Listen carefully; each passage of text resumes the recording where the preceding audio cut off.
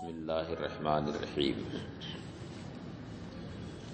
وَإِنَّمَا كَانَتْ مَرْدُودَةً إِلَى تِلْكَ الْوَحْدَةِ۔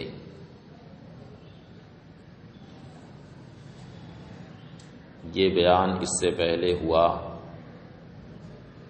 کہ دو قضیوں میں تناقض کے لیے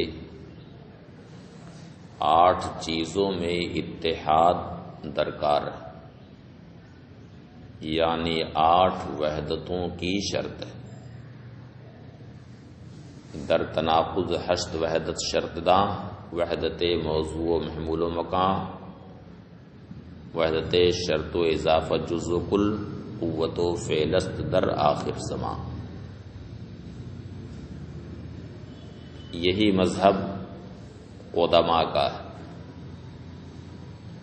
جبکہ فارابی نے ان ساری وحدتوں کو ایک وحدت میں سمیٹ دیا، یعنی وحدت نسبت میں ساری وحدتوں کو سمیٹ دیا۔ یہ کہا کہ جب وحدت نسبت کی شرط لگا دی جائے تو یہ ساری وحدتیں اسی میں آ گئی، الگ سے وحدت موضوع، وحدت محمول، وحدت زمان و مکان یہ سب بتانے کی ضرورت نہیں۔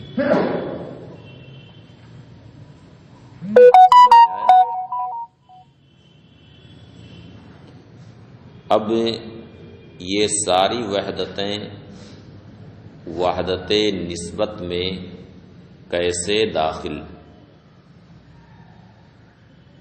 تو فارابی نے کہا کہ ظاہر سی بات ہے کہ ان 8 امور میں جب اختلاف ہوگا تو نسبت مختلف ہوگی، اور ان 8 امور میں جب اتحاد ہوگا تو نسبت متحد ہو جائے گی۔ اس لیے اگر نسبت ایک ہے تو ان 8 چیزوں میں بھی اتحاد ہوگا، نسبت مختلف ہے تو ان 8 میں اختلاف ہو جائے گا۔ اس لیے ان 8 کو الگ سے ذکر کرنے کی ضرورت نہیں ہے، بلکہ یہ سب وحدت نسبت میں داخل۔ اب مثلا کہا زید قائم ہے، امر قائم نہیں، تو دونوں میں تناقض کیوں نہیں ہے؟ اس لیے کہ نسبت دونوں میں الگ الگ ہے، ایک میں نسبت زید کی طرف ہوئی ہے، دوسرے میں نسبت امر کی طرف ہوئی ہے۔ وَإِنَّمَا كَانَتْ مَرْدُودَةً إِلَى تِلْكَ الْوَحْدَةِ، یہ وحدات ثمانیہ اس وحدت کی طرف یعنی وحدت نسبت کی طرف لوٹ جاتی ہیں۔ لِأَنَّهُ إِذَا اخْتَلَفَ شَيْءٌ مِّنَ الْأُمُورِ الثَّمَانِيَةِ، اس لیے کہ جب امور ثمانیہ میں 8 امور میں سے کسی چیز میں اختلاف ہوگا، اختلفت النسبت، تو نسبت بھی مختلف ہو جائے گی۔ ضرورتا ان نسبت المحمول الى احد الامرین مغایرۃ لنسبتہ الى الاخر، یہ بات بدیہی ہونے کے سبب کہ محمول کی نسبت جب احد الامرین کی طرف ہوگی، 2 چیزوں میں سے ایک کی طرف نسبت ہوگی، تو یہ نسبت اس نسبت کے مغائر ہوگی جو محمول کی نسبت دوسرے کی طرف ہوگی۔ جیسے کہ کہا زید قائم ہے اور امر قائم نہیں، تو ایک میں نسبت محمول کی زید کی طرف ہوئی ہے اور دوسرے میں محمول کی نسبت کس کی طرف ہوئی ہے؟ امر کی طرف ہوئی، اور دونوں نسبت ایک ہے کہ الگ الگ ہے؟ جیسے کہ ہم نے کہا کہ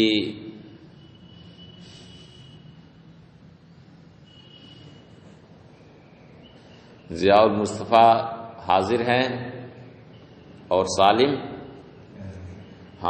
غیر حاضر، تو ایک میں نسبت ضیاء المصطفیٰ کی طرف ہوئی ہے اور دوسرے میں نسبت سالم کی طرف ہوئی ہے، تو دونوں نسبت الگ الگ ہے کہ ایک ہی ہے؟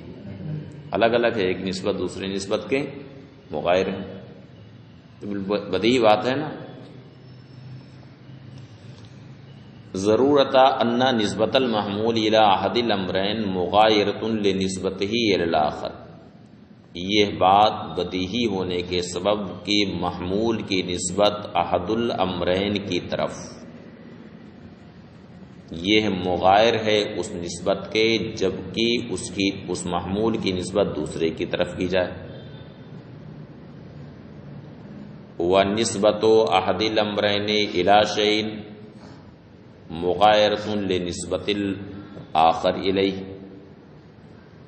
اسی طرح سے احد الامرین میں سے ایک کی نسبت کسی شے کی طرف کی جائے تو یہ ہے اس کے مغایر ہے، جبکہ دوسرے کی نسبت کسی دوسرے کی نسبت اس شے کی طرف کی جائے۔ تو حاصل یہ ہے کہ کسی بھی چیز کی نسبت دوسری شے کی طرف کریں گے تو یہ نسبت اس نسبت کے مغایر ہے جو نسبت ہم دوسری شے کی کسی شے کی طرف کریں گے یا اسی شے کی کسی دوسری شے کی طرف کریں گے۔ اور ظاہر ہے کہ ایک نسبت جو دوسری نسبت کے مغایر ہوئی ہے وہ اس وجہ سے کہ ایک نسبت میں ایک شرط لگی ہوئی ہے اور دوسرے میں وہ شرط نہیں، جیسے کہ کہیں کہ زید باپ ہے، زید باپ نہیں ہے، تو زید باپ ہے یعنی کس کا باپ ہے؟ بکر کا باپ ہے، زید باپ نہیں ہے یعنی عمر کا باپ نہیں ہے، تو ایک دوسرے کے مغایر اس لیے کہ دونوں کے ساتھ ایک ایک شرط لگی ہوئی ہے۔ زید باپ ہے بشرطے کہ بکر کی طرف اس کی نسبت کی جائے، زید باپ نہیں ہے جبکہ بشرطے کی عمر کی طرف نسبت کی جائے۔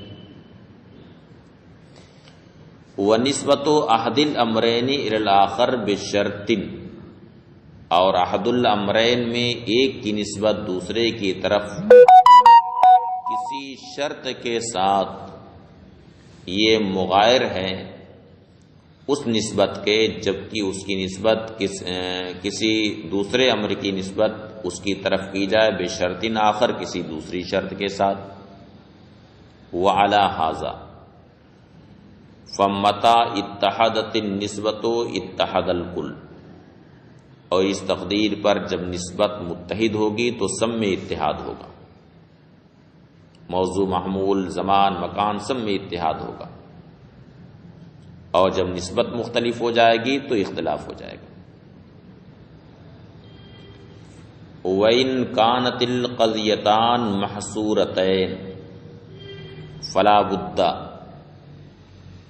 تو ابھی تک تو بیان اس کا تھا کہ دو قضیوں میں تناقض کے لیے کس کس چیز میں اتحاد ضروری،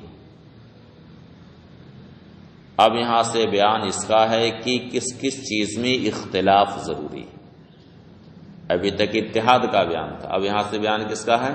اختلاف کا۔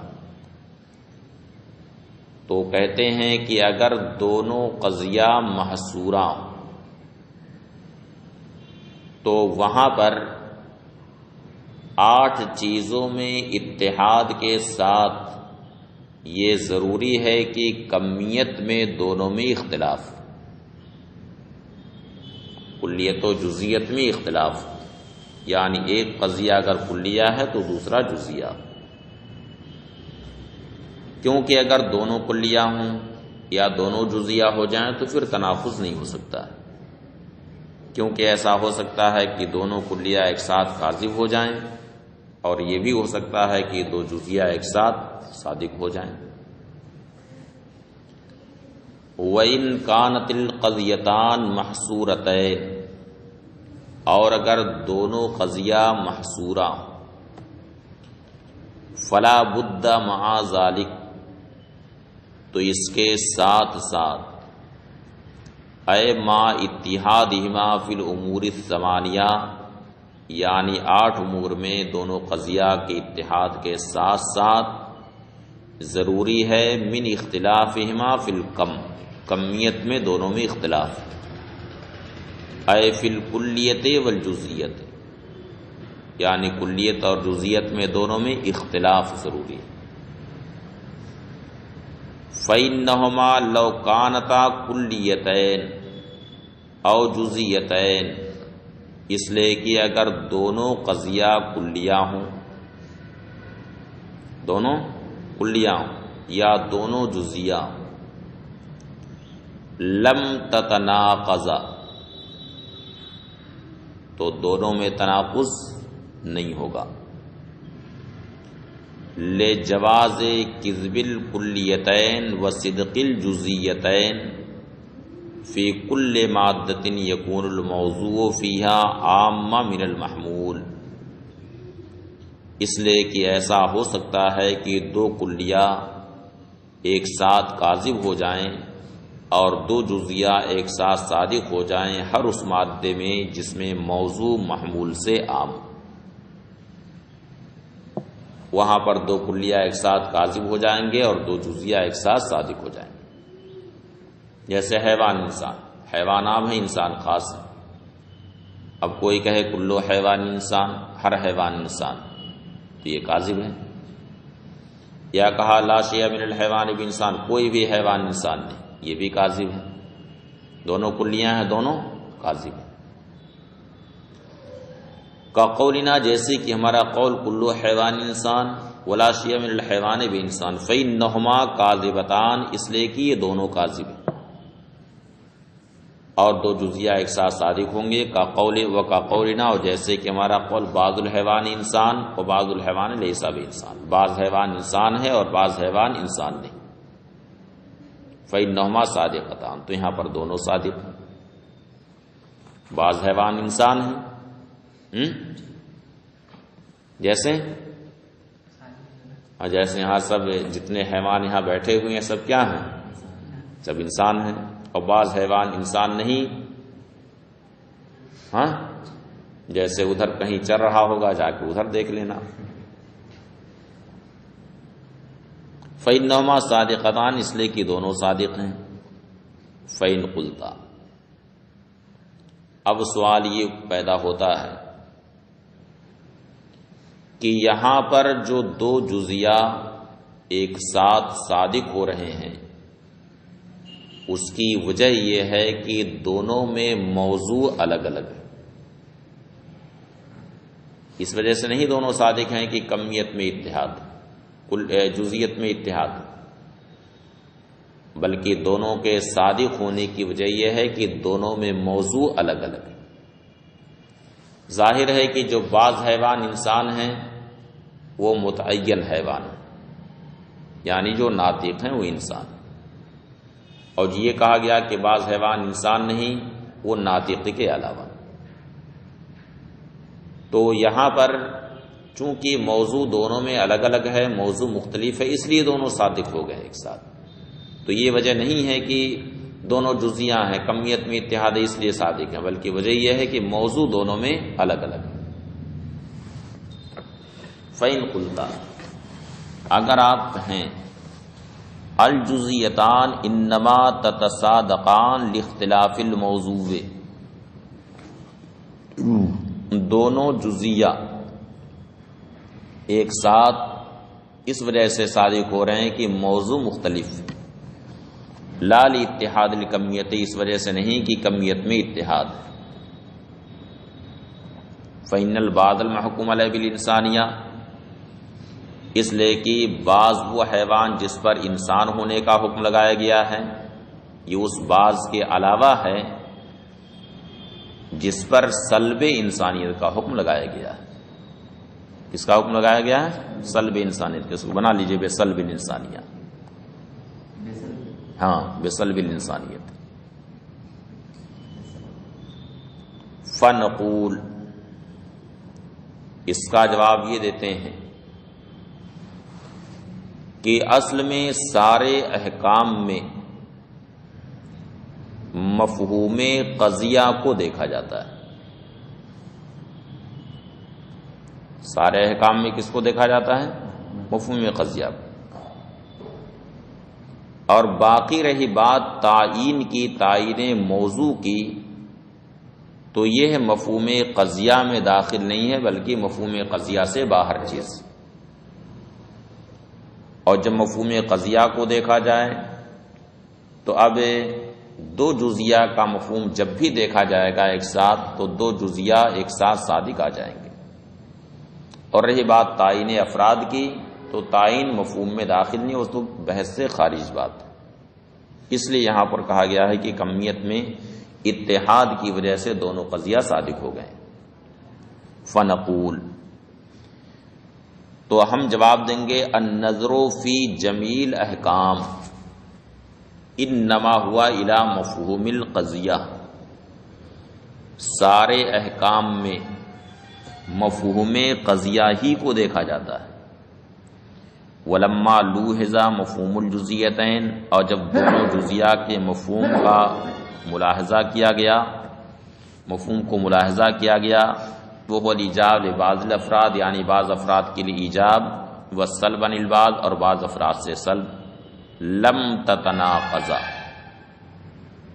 تو دونوں میں تناقض نہیں ہو پائے گا. واما تعین الموضوع فامر خارج عن المفہوم، اور رہی بات موضوع کی تعین کی تو یہ مفہوم سے خارج بات ہے. فإن قلتا الیس اعتبر وحدۃ الموضوع، اب اگر آپ کہیں کہ کیا مناطقہ نے وحدت موضوع کا اعتبار نہیں کیا ہے؟ مناطقہ نے تناقض کے لیے کس کا اعتبار کیا ہے؟ وحدت موضوع کا، کہ موضوع دونوں میں ایک ہونا چاہیے تبھی تناقض ہو سکتا ہے، ورنہ موضوع اگر بدل جائے تو کوئی تناقض نہیں.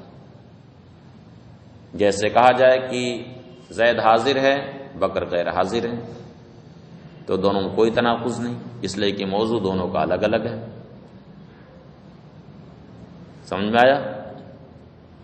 ایک نے یعنی میلاد شریف کا پروگرام ہوا، ضیاء المصطفیٰ نے نماز پر تقریر کی اور سالم نے روزہ پر تقریر کی،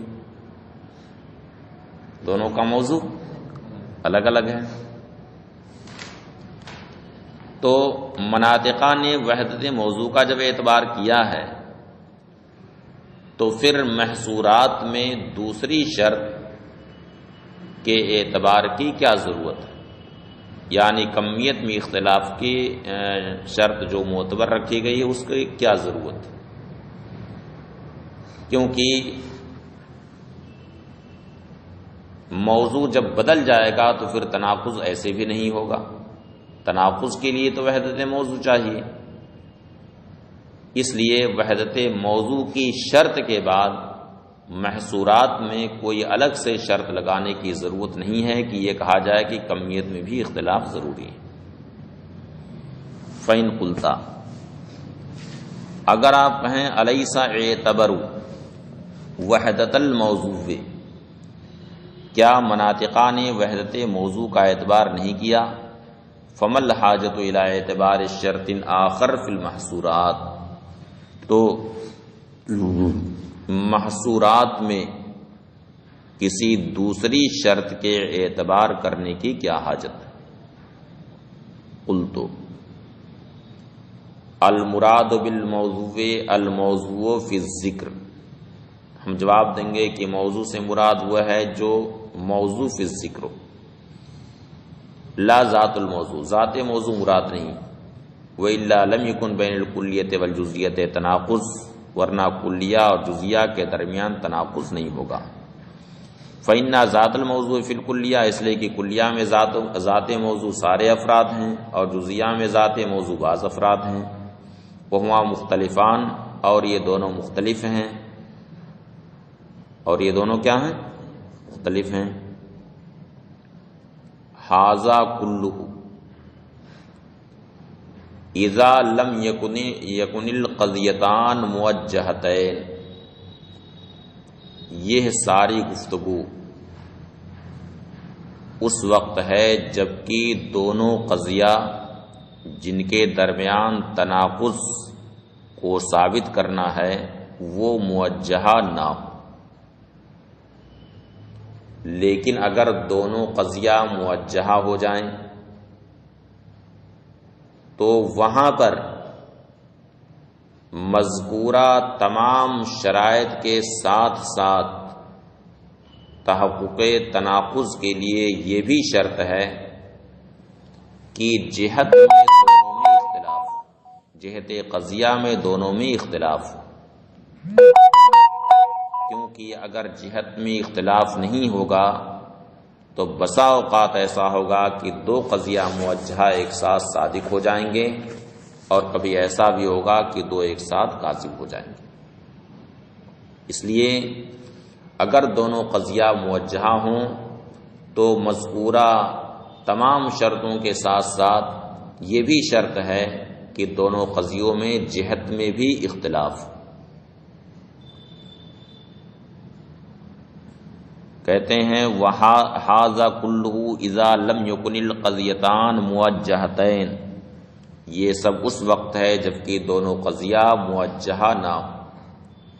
وَأَمَّا إِذَا كَانَتَا مُوَجَّهَتَيْنِ، لیکن جب دونوں موجہہ ہوں، فَلَا بُدَّ مَعَ تِلْكَ الشَّرَائِطِ مِنْ شَرْطٍ آخَرٍ فِي الْكُلِّ، تو ان شرائط کے ساتھ سب میں یعنی مخصوصات محصورات سب میں ایک شرط ہے، وہو الاختلاف فی الجہت، اور وہ شرط کیا ہے؟ جہت میں اختلاف ہونا چاہیے۔ لِأَنَّهُمَا لَوِ اتَّحَدَتَا فِي الْجِهَةِ لَمْ تَتَنَاقَضَا، اس لیے کہ اگر دونوں قضیہ میں جہت میں اتحاد ہو تو دونوں میں تناقض نہ ہوگا۔ لیکن بھی ضروریتین فی مادۃ الامکان، اس لیے کہ امکان کے مادے میں دو ضروریہ ایک ساتھ کاذب ہو جائیں گے۔ جیسے کہا کل انسان کاتب بالضرورہ، صادق ہے یا کاذب؟ ہر انسان ضروری طور پر کاتب ہے، صادق ہے یا کاذب ہے؟ ہر انسان ضروری طور پر کاتب ہے، صادق ہیں؟ صادق ہیں؟ جو کبھی نہیں، دونوں میں اختلاف ہو گیا۔ ہر انسان ضروری طور پر کاتب، سبھی کاتب ہیں؟ بہت سارے انگوٹھا ٹیک بھی ہوتے ہیں جن کو لکھنا آتا ہی نہیں ہے، تو یہ صادق ہے یا کاذب ہے؟ کاذب۔ یا کوئی کہے کوئی انسان کاتب نہیں، کوئی انسان کاتب نہیں ضروری طور پر، یہ صادق ہے یا کاذب؟ یہ بھی کاذب ہے، یہ بھی کیا ہے؟ کاذب ہے۔ تو امکان کے مادے میں اگر دونوں میں جہت میں اختلاف نہ ہوا بلکہ دونوں میں ضرورت ہی کی جہت لگی رہے تو دونوں قضیہ ایک ساتھ کاذب ہو جائیں گے، جیسے کہ یہاں پر دونوں کیا ہیں؟ ایک ساتھ کاذب ہیں۔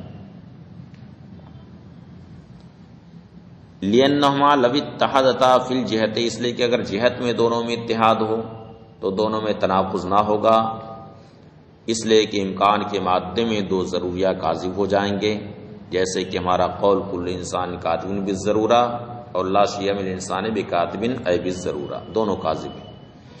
فإنهما یکذبان، اس لیے کہ دونوں کاذب ہیں، لأن ایجاب الکتابۃ لشیء من افراد الانسان، اس لیے کہ انسان کے کسی بھی فرد کے لیے کتابت کا ایجاب ضروری نہیں، ولا صلبہان، اور نہ ہی صلب کتابت ضروری ہے، دونوں میں سے کچھ بھی ضروری نہیں۔